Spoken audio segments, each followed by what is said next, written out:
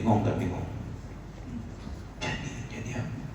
Jadi apa yang kau tahu lah. Macam contoh kalau kau belajar sesuatu, apa saja yang kau belajar, tujuan belajar, baca, paham, ingat yang kau belajar itu, ya, riwayah, riayah, baca, paham, ingat. Itu rukun nak jadi alim. Ada baca, ada paham, ada ingat. 3 rukun. Ya, baca, paham, ingat. Ya, akhirnya ingat juga. Manusia itu ingat. Jadi ingat, apa yang ingat itu berkait dengan baca paham. Jadi didik bentuk corak bendung hala 7, ingatnya didasarkan oleh baca paham. Kalau ingat yang dibentuk oleh baca paham, kemana? Ingat dia itu didasarkan baca paham. Apa yang dia baca, itu dia paham. Apa yang dia paham, itu yang dia ingat. Kalaulah ingat itu selari dengan baca paham, Masya Allah, ucaplah itu. Dia langkah kiri ke langkah kanan ke kok mana sekalipun, dia sudah sampai kepada kesedaran zat. Ya, kun iza, bila ada ingatan yang kekal itu. Jadi apa juga suasana keadaan susah, senang, sakit, sihat, suka, duka, puji, keji, manis, pahit, 2 keadaan yang kontras ini, yang jadikan kita ini terumbang ambing, suka nak tetap, sebab tak ada hakikat tauhid. Kalau ada tauhid, mendepani 2 yang kontras itu, baik buruk, puji, keji, manis, pahit, ya, dia akan sampai kepada kepujian yang mutlak, sampai kepada kebaikan yang mutlak, sampai kepada kemanisan yang mutlak. Maka diadakan keburukan itu, dilihat keburukan bukan untuk keburukan. Buruk ada buruk itu supaya baik bertambah baik. Keji ada keji itu supaya puji bertambah puji. Pahit ada pahit itu supaya manis bertambah manis. Kalaulah tidak ada pahit, keji, buruk, mana dipaham manis, puji, baik, takkan dipaham. Ya, sebab itulah dalam perbahasan tauhid, rukun iman yang ke-6 itu, khairihi wa syarrihi, hul wa mur minallah. Maka di soal khair itu, bagaimana? Khair itu mutlak, syar nisbi, hul mutlak, mur nisbi, 1% saja. Diadakan 1% itu pula bukan untuk benda itu, supaya yang manis bertambah manis. Macam kita tengok filem, siapa nak tengok filem 3 jam, hero tak ada, semua tak ada. Yang kita nak tengok sebab ada hero. Bukan begitu? Boleh tak ada hero kalau penjahat tak ada? Kena ada syar pula. Kena ada syar di situ. Maka director filem dia buat penjahat itu, dan memang akhirnya penjahat mati. Biarkan mati, hero menang juga. Walaupun hero itu mati, hidup balik. Hidup balik. Hero tak hero, nak kata hero kan itu. Kalau lagi jahat penjahat itu, lagilah tinggi makam hero itu. Nah, begitulah kisah kehidupan ini. Lagi satu orang itu mendepani kesusahan, kepecikan, lagilah botolnya hero-nya akan naik. Sebab dia paham rukun iman. Ya, nah ini rukun iman yang kita baca, paham, ingat, yang diterangkan dalam ilmu tauhid. Ini dasar bagi semua ilmu, pegangan, kepercayaan yang jadi niat kehendak. Ya, niat kehendak itulah dikatakan pilih. Pilih itu dididik bentuk cara bentuk hala 7 dengan ilmu tauhid. terdidik, terbentuk, tercorak. Hala 7 niat kehendak kita itu dengan ilmu tauhid. Orang yang ada ilmu tauhid, dia tidak tahu nak berbuat melainkan lillah. Jadi lillah, kalimat lillah itu terbit daripada khulasah natijah yang dia dapat daripada perbahasan tauhid. Tak boleh nak berbuat, la tataharrak, tak boleh. Sebab dalam perbahasan tauhid itu dibahas sifat asma af'al. Bila sampai perbahasan itu tidak ada satu pun wa in min syai'in illa yusabbihu bihamdi, maka tak dapat dia nak berbuat melainkan billah. Orang sampai pada hakikat tauhid, ya. Sampai pada hakikat tauhid ini dia sedar tentang perbuatan, permulaan. Orang yang dapat hakikat tasawuf tak dapat dia nak berhadap sesuatu melainkan Allah. Itu tasawuf. Dan orang yang dapat hakikat fiqh, ya, tak dapat dia nak terlepas daripada apa keadaan melainkan keadaan itu sentiasa, sama ada amal sunatnya, amal wajibnya, sentiasa putarannya tidak keluar daripada hukum hakam syariat. Tak tahu dia nak terkeluar, tak boleh nak terkeluar, mana sentiasa dia itu di dalam syariat. Orang yang dapat hakikat fiqh, ya, itu 3 itulah yang mendidik, bentuk, corak, bendung. Hala 7.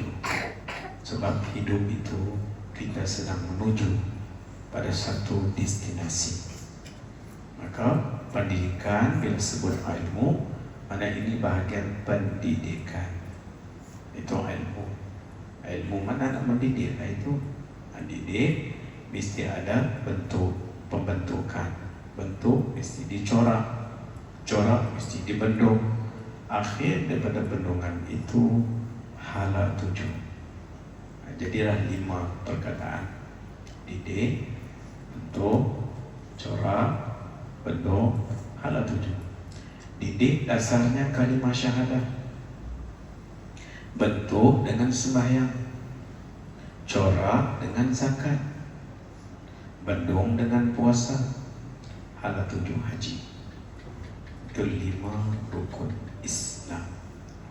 Ya, sebagai kita yang memegang rukun kehidupan, rukun keberadaan ada kita itu tidak terkeluar daripada 3 ilmu tadi: ilmu tauhid, ilmu tasawuf, dan ilmu fiqh. Bila sebut tauhid, ini bahagian pegangan kepercayaan, niat kehendak. Pegangan kepercayaan, niat kehendak. PK, pegangan kepercayaan. NK, niat kehendak. PK, NK. Itu yang pertama. Ya. Tasawuf diringkaskan PT, pusatan tumpuan. Orang ada ilmu tasawuf, pusatan tumpuannya kuat. Itu tanda-tanda lah. Dah mengaji tasawuf tinggi, tengok pusatan tumpuan kuat tak kuat.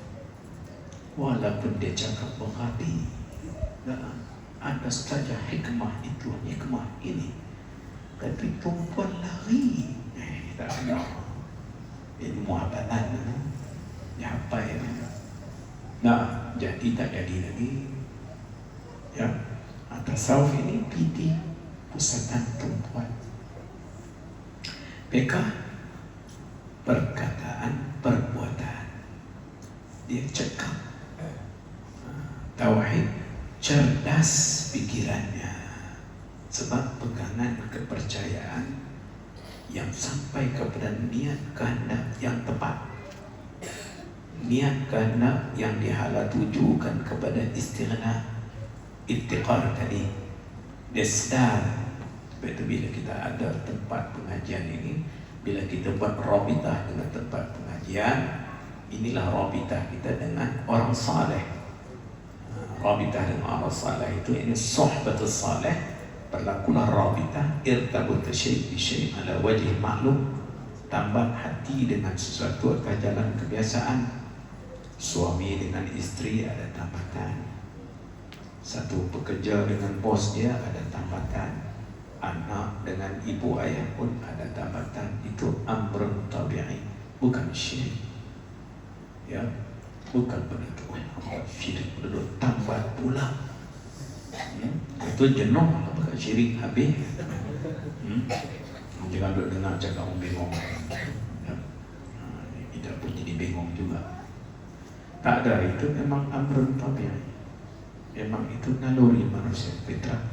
Dia kecenderungan yang kuat antara satu dengan satu. Bila ada rabitah sohbat saleh, maka pertama-tama tambatan itu akan berlakulah penerangan pada tauhid, tafakkur di hidup. Tempat ini bila kita datang, di samping kita berzikir, kita menyebut ilmu, gabungan di antara ilmu dan pikir. Bukan zikir sahaja, bukan ilmu sahaja. Kalau ilmu sahaja macam burung ada satu sayap, dia cuba nak terbang, apa jadi? Berpusing. Begitu juga orang nak zikir tidak ada ilmu, berpusing juga. Maka digabungkan ilmu dan zikir. Bila ada rabitah sahbatus salih, maka tafakkur hidup. Tafakkur hidup. Bila tafakkur hidup, maka terbukalah hakikat tafakkur itu, al-ajzu wal faqru, hakikat tauhid. Pertama-tama yang berfikir itu ilmu tahu, kenal, saksi, rasa. Ini ma'rifat. Tahu, kenal, saksi, rasa. Bila kita sebut kalimah ma'rifah, apa makna ma'rifah itu? Diterjemah dengan makna tahu, kenal, saksi, rasa. Itu ma'rifah. Tahu, kenal, ini isyarat daripada ilmu yakin. Saksi, ini ainul yakin. Rasa, hakul yakin. Itu orang atau guru dulu bila dia terjemah kalimat ma'rifah itu, dia pakai perkataan itu. Tahu, kenal, saksi, rasa. Jadi gabungan tiga yakin dah ada dalam ma'rifah. Tahu, kenal itu ilmu yakin. Saksi itu ainul yakin. Rasa, hakul yakin. Jadi bila sebut ma'rifah, nak dapat tiga yakin itu, terkeluarlah pada ma'rifah itu syabdan dan waham, jahil basit, jahil murakab dan taklid. Terkeluar, tak ada benda-benda itu. Jadi terang, jelas, nyata.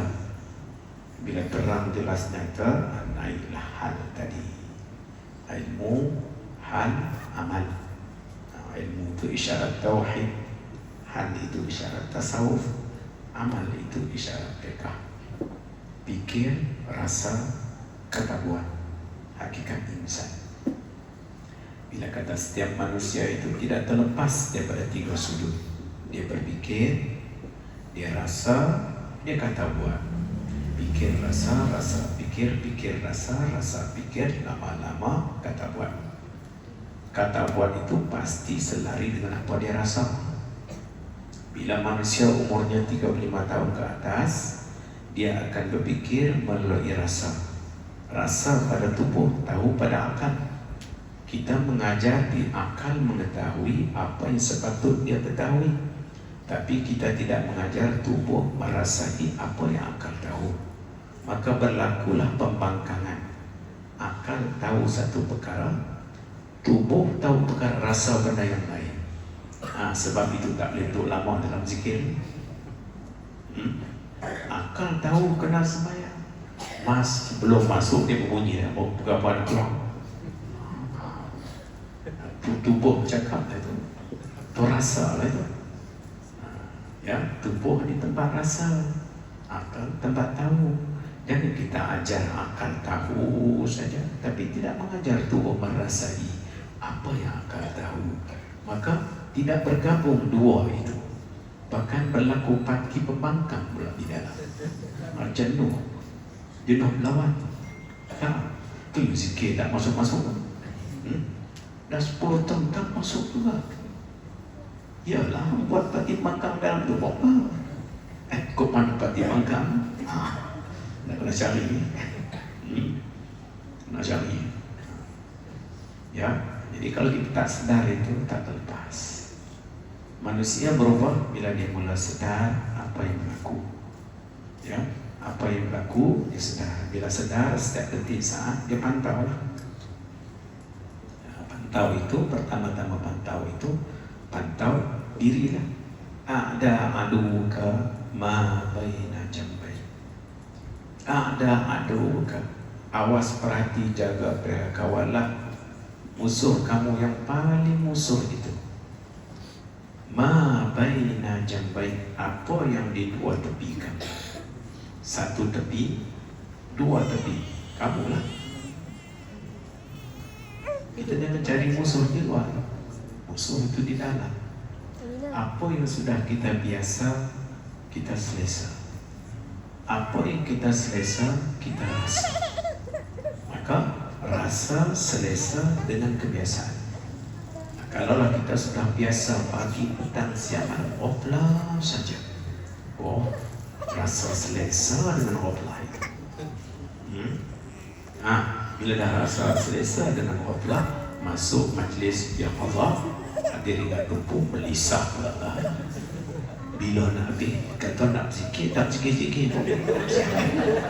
Nah, lu tunggu. Jenuh. Nah, jenuh. Tak tahu dia di mana. Itu dalam rumah masuk bilik air, dia mandi, dia ingat nak keluar, dia ingat nak keluar lagi. Kemana dia tak tahu? Dia tak ada. Hidup kosong. Hidup kosong. Sampai petang letih, tidur apa tak tahu mana. Mutu kehidupan apabila kita sudah mampu menegakkan hudur qalbi. Maka hudur qalbi ini menjadi ruh bagi keberadaan kita. Ya, pikir mestilah menghidupkan hadir hati. Hudur qalbi. Hudur qalbi dikaitkan dengan at-tafahum. At-tafahum dengan makna faham makna, hadir makna. Itu at-tafahum. Ya, hudur qalbi, dimulakan hudur qalbi itu dengan niat. Apabila niat itu jadi dawamun niat, jadilah hudur qalbi. Itu istilah dalam kitab tasawuf, dia panggil hudur qalbi. Kalau fiqh dia pakai niat. Sebelum nak naik pada hudur qalbi, dia cadangkan dawamun niat. Bila agak kita dah terkekan, dia pakai istilah lain pula, hudur qalbi pula. Benda tu kerusi dengan bangku, tak tahu hudur pening pula. Bergaduh bangku kerusi, siap. Dia kata bangku, siap. Bergaduh pula, perang pula. Itu. Jadi setiap sesuatu bila kita baca, kita faham, itu ada istilah yang digunakan. Ya, pada mereka niat dulu, niat dah. Waktu bilang niat tu, puasa tak, ketika takbir, ketika itu ada roh ibadah. Lepas dari itu tak ada, kosong repung pula. Ya, sedikit. Dicadangkan pula dalam ibadah itu dawamun niat, daimun niat, dikekalkan niat. Bila dah niat berpanjangan itu, lama-lama dia kuat membara, jadi hudurlah, hudur qalbi. Bila sudah ada hudur qalbi, maka dikaitkan hudur qalbi itu, digabung kalimah hudur qalbi itu dengan at-tafahum. Mana? Faham makna, hadir makna yang kau faham. Faham makna, hadir makna. Macam kita bila kita sebut tauhid, kalimah tauhid apa? Nak buat jadi satu. Satu ilmu yang bila kita baca, kita belajar, jadi pikiran kita itu jadi satu. Satu macam mana? Apa yang kau lihat semua terpantul pada ahadiyah, wahdiyah. Terjadilah tu. Bukan tahu saja, tahu nak jadi. Ya.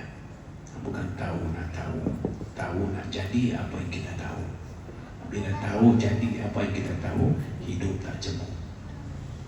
Pergilah di mana pun, ya, Ya, engkau beradalah keadaan bagaimana keadaan, sama ada susah, senang, sakit, sehat, suka, duka, puji, keji, maka engkau sudah terpasang dengan yang satu. Maka keadaan suasana itu tidak lagi tergugat pandangan engkau. Sebab dalam pahit engkau nampak dia juga. Bila nampak dia juga, maka di situ adalah kemanisan dia.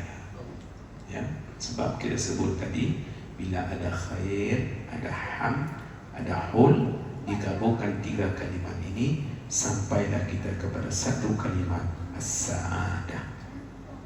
Digabungkan 3 kalimat ini, yaitu syar dan juga lau dan juga mur, dapat satu kalimat, yaitulah syaqi, syaqawah. Jadi dalam kita ini dia ada tabung. Dia ada tabung kimia. Ya, kimia ini cecair yang ada kait dengan syaqawah dan sa'adah. Jadi ilmu keimanan ini dia nak tembus masuk sa'adah. Supaya sekira-kira bila berlakunya kimia yang masa syaqawah, yang masa syaqi, sa'adah akan menang. Kita hari ini nampak tak begitu banyak kita ini, bekas kita banyak syaqi, banyak bekas rasa-rasa kimia yang berat, kimia serabut, kimia payah, itu yang keluar payah, susah, macam mana tu ada kimia tu. Jadi bila kita datang privat ini, belajar dengan ustaz, belajar guru-guru yang kita kasih, sikit demi sedikit nak buang lah itu, nak dapat tahalian, nak kosongkan itu tahalian, dapat tajalian, sudah berlakunya syifa dan tawazun, penyembuhan dan keseimbangan, kestabilan, keadilan, pertengahan dalam pikiran kita, perasaan kita, kata buat kita, supaya bila kita menepani kehidupan, hidup yang kita tempuh-rempuh itu, sama ada susah, senang, sakit, sehat, suka, duka, maka apa yang akan jadi kita adalah yang terbaik dalam diri, bukan yang paling bodoh. Walaupun kita menepani cabaran dua, geseran dua ini tangan tarbiyah Tuhan mendidik bentuk, corak, bentuk, hala 7, nak keluarkan yang terbaik dalam diri. Maka tak dapat keluar yang terbaik dalam diri itu kalau tidak ada persiapan i'tiqad yang sahihah. I'tiqad yang membawa kita kepada satu pegangan kepercayaan, niat, kehendak yang selaras dengan kehendaknya. Bila selaras kehendaknya, kau picit macam mana pun, dia mulalah, dia akan jadi sa'id banyak daripada syaqi. Akhir-akhir 40 tahun, 50 tahun, dia masak wahidun mustaqrikun fil wahidi samadi an ghairihi, sampai di lubuk itu. Tapi kalau tidak ada bimbingan dengan berkat orang-orang saleh, tak sampai kita di situ. Sebab itu bila kita bicara, kita buat rabitah dengan orang saleh, orang-orang baik, sebab orang-orang ini bukan mereka tahu, orang ini tahu yang dah jadi, dah jadi tauhid, dah jadi tasawuf, dah jadi fiqh, darah daging. Jadi kita sebut rabitah itu dengan orang-orang ini, 124.000 para nabi, 124 juta para wali. Bila kita sebut saja hubungan kita dengan mereka, ini hubungan kita dengan mereka yang tahu dah jadi hakikat tauhid, yang tahu dah jadi hakikat tasawuf, yang tahu dah jadi hakikat fiqh. Mudah-mudahan bila kita ada rabitah dengan mereka, maka limpah firqah, limpah apa yang mereka ada itu masuk dalam jiwa kita, dan kita pun akan dapat kekuatan itu. Amin ya rabbal alamin. Sebelum kita bermula zikir, jikalau ada soalan yang nak bertanya, boleh sila tanya.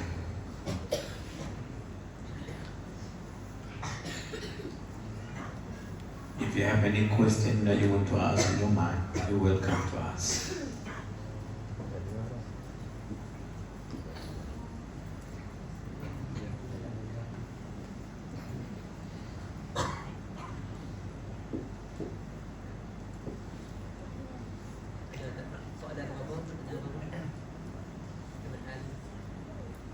apa yang telah disyarahkan oleh Siti Syekh Abdul Qadir Qasim Wanda. InsyaAllah. Ada apa Qasim? Ada question?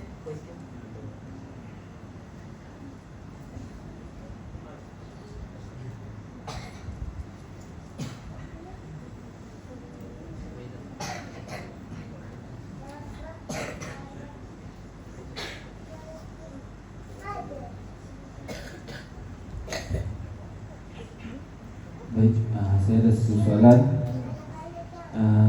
berkaitan dengan keadaan kita syuhud, tapi dalam masa yang sama kita maksudnya melanggar syariat, tetapi dalam masa yang sama kita tetap syuhud bahawasanya walaupun dalam keadaan kita tengah melanggar syariat itu kita masih memandang dia.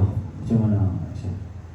Dan kalau kita melanggar satu pelanggaran yang ada hubungan kait dengan kekasih, jadi dalam waktu kita langgar, tentulah ingatan tumpuan pada kasih tidak akan terluput. Tapi waktu ingatan dan tumpuan kita kepada kekasih tidak luput itu disertai dengan penyesalan.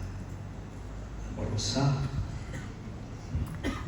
pandang tetap pandang, ingat tetap ingat kekasih, tapi takkan ingat kekasih, pandang kekasih, buat benda kekasih benci jadi senyum pun. Lu nak nampak syuhud tak syuhud paham sebiji ya kalau betul syuhud sungguh ya mendepan kekasih, syuhud dia kepada menyesal. Syuhud dia itu menuju kepada didik bentuk corak penuh hala tujuh. Nak azam lagi, apa yang aku boleh jatuh masuk longkang ini? Takkan nak syuhud tu dalam longkang. Kalau syuhud sebenarnya lompat seketui pau, tuk mereka aku galah. Kau mana lompat? Tahu pergi basuh mandi. Syuhud betul lah. Jadi syuhud ada peluang di syuhud. Syuhud apa itu? Itu bukan syuhud itu. Kalau syuhud betul, yang naik hal-hal yang selari dengan kemalaikatan, maka dia tidak akan jatuh lagi tempat kejatuhan itu. Sebab dia jadikan garisan yang kuat. Betapakah kuatan la haula wala quwwata illa billah. Macam bayi bawa kereta proton serga baru. Apa kata masuk lubang, bergegang bagi dalam kereta. Yang itu dalam kereta tu bukan ada gegang apapun, dia pegang tayar spotling dia tu. Yang dia kena naik. Besok nak lalu jalan tu 3 batu satu orang. Dia jemuk dah. Itu syuhud betul ya. Itu jaga kereta tu syuhud tu. Ini takkan pada syuhud dia tu cari lubang boleh. Ini apa ke syuhud tak syuhud ya. Itu kita kena perhatilah ya. Memang setiap satu kita terlepas daripada afalnya, tapi bila ada kaitan dengan benda-benda kesalahan, jadi timbul hal yang setuju dan kesalahan itu nak baiki, islah, bukan kecenderungan ke situ. Bahkan dia belajar, dia tengok macam mana aku boleh jatuh ini. Syuhud dia ke arah itu. Bagaimana aku boleh jatuh? Kok mana aku? Rupanya aku dah tengok tu dah benih sikit-sikit, tak sedap. Ini ya. Dia tak jatuh lah. Syuhud itu tidak, itu bukan syuhud terkejut. Jelek. Ada soalan yang lain? Yes. Assalamualaikum warahmatullahi wabarakatuh. As someone who has not had any experience with tasawwuf and has always been in circles where there hasn't been a very positive look on tasawwuf, how would advise someone to start their journey into it. Over the years, I've learned and understand my personal affinity to it, but I've never understood how to approach it, and how to become a participant of it. Okay, very good question. So for those who have not been experienced about the knowledge of the self, feel about it. So we mentioned the word tasawwuf. It's just a term, just a word to describe your life experience. Okay, we as ourselves as totality, you have your thinking mind, your feeling self, and your articulation action. That's who we are. We think, we feel, we articulate and act. Is it not what we're doing that every day? Yes or no? Every day we think and we feel and we act. Articulate and act. That articulation and action is that output. The input is that aspect of thinking and feeling. So thinking element is that what you affirm, what you intend. Okay? And then what you affirm, you intend, that's what you have accept, believe, surrender to be the best. As the moment you accept, believe, surrender to be the best, that's what you affirm and intend, you're going to feel it. So the feeling element, in traditional prophethood, we use the term tasawwuf. So you feel all the time. That's tasawwuf already then. But when you learn tasawwuf direct your feeling to the source, not to the thing itself, but rather the one that gives the thing. So because when you have that knowledge guide your thinking mind, guide your feeling self, guide how to articulate and act, so that you can bring the best version of you before you close your eyes, not the worst version of you. So in order to bring the best version of ourselves, we agree the fundamental first point, you need to have knowledge. Knowledge is the key. Yes? So when we talk about knowledge is always about your thinking mind, your feeling self, and articulation action. Okay? So in our tradition, if you say thinking, we give one knowledge of Tawheed, more specific now. Yes? And when we talk about feeling, we give one tasawwuf or ihsan. Yes? How to manage your feeling self. Okay? How to manage your thinking. How to manage your articulation and action. And so, I think if you find the right teacher to explain to you that knowledge, as we as a human being, we think all the time, we feel all the time, we articulate already. So it's just a matter of to affirm that knowledge of Tawheed, to nurture, mold, shape, cultivate, and direct our thinking, feeling, articulation, action in the right direction. Yes? So in that way, now you centralize your focus attention in the right direction. Otherwise, you everywhere. You can't bring that one sweet spot of attention, because that sweet spot is not clear to you. True knowledge of Tawheed, that sweet spot, present moment, is clear in your mind. Okay? So that's how it helped a little bit. Explanation there. Yeah?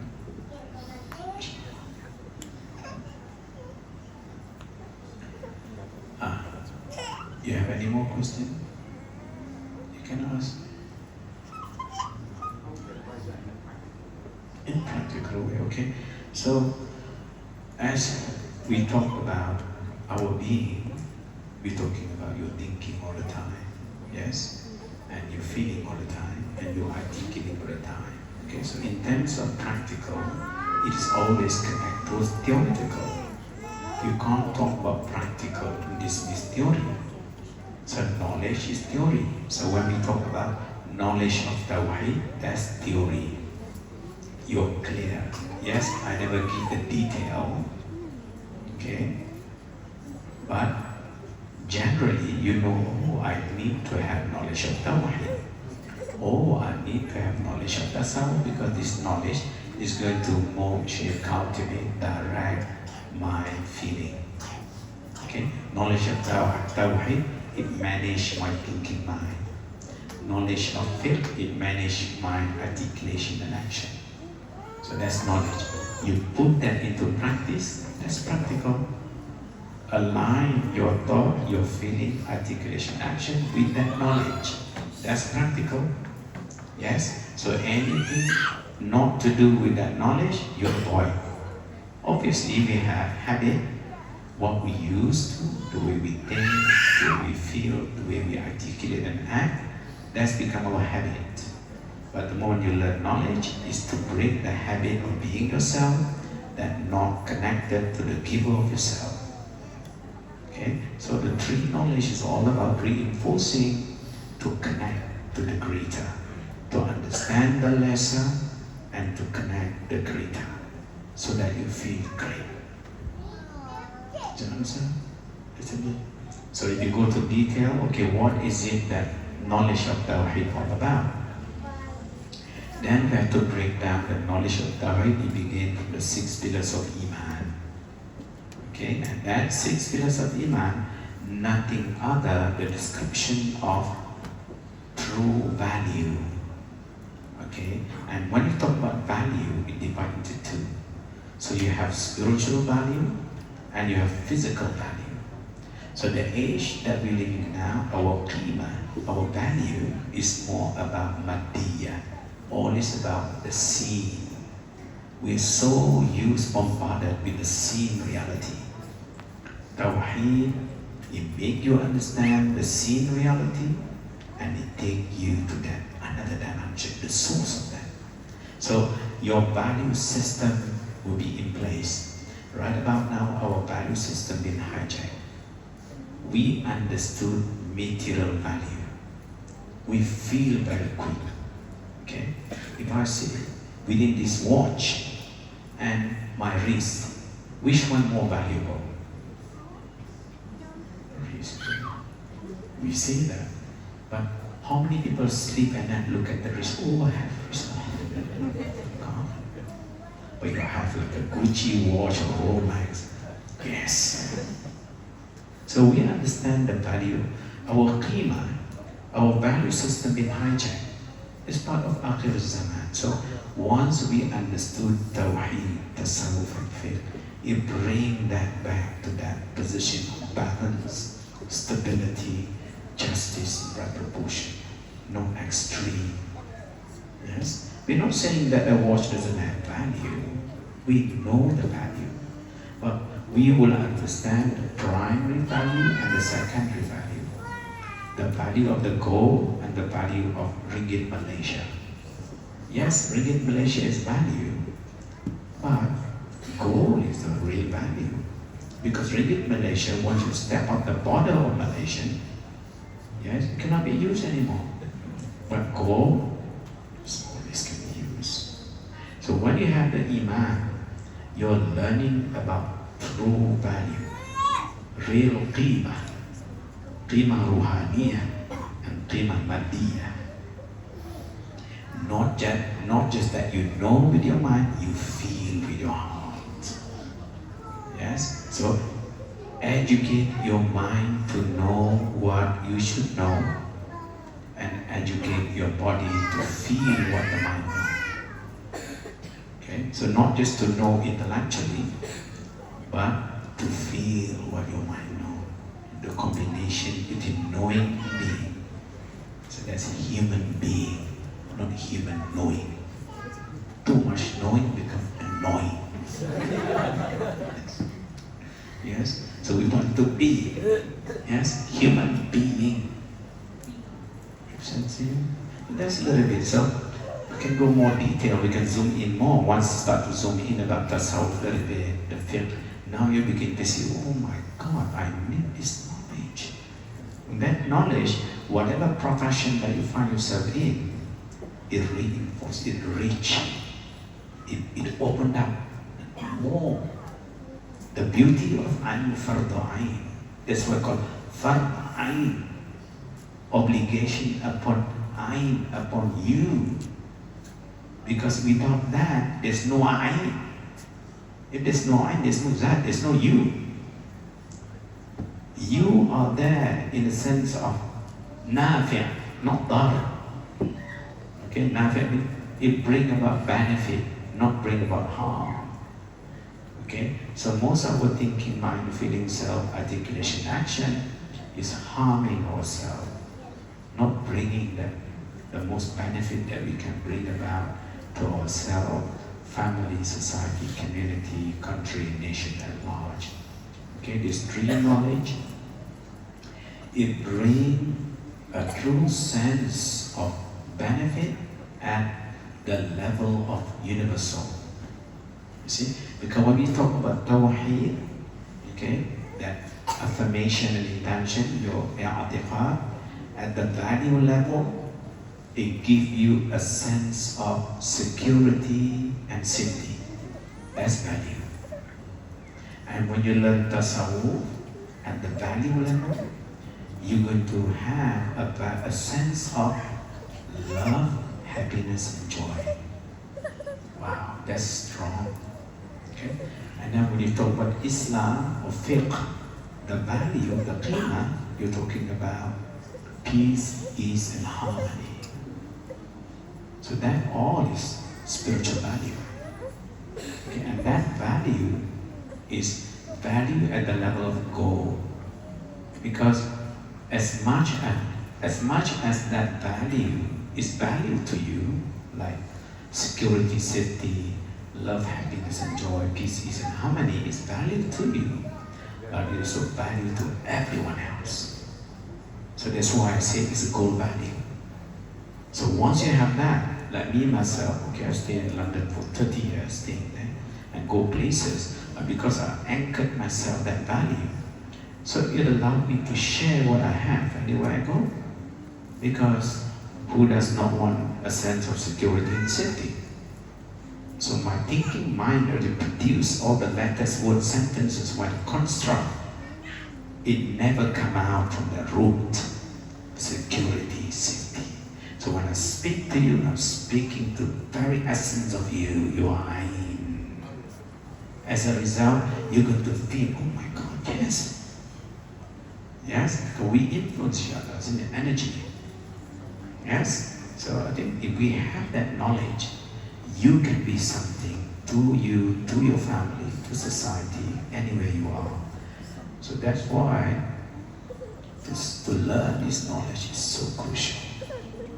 You know, learn in a way that you can relate. You know, not in a way that a burden that you can't see the connectedness. Then it's become more heavy.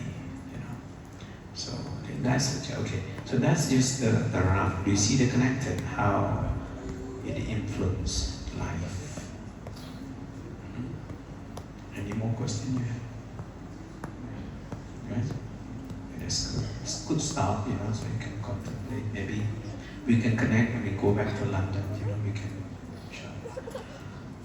Ada soalnya lagi yang merayu ini. Orang merayu mana soalannya?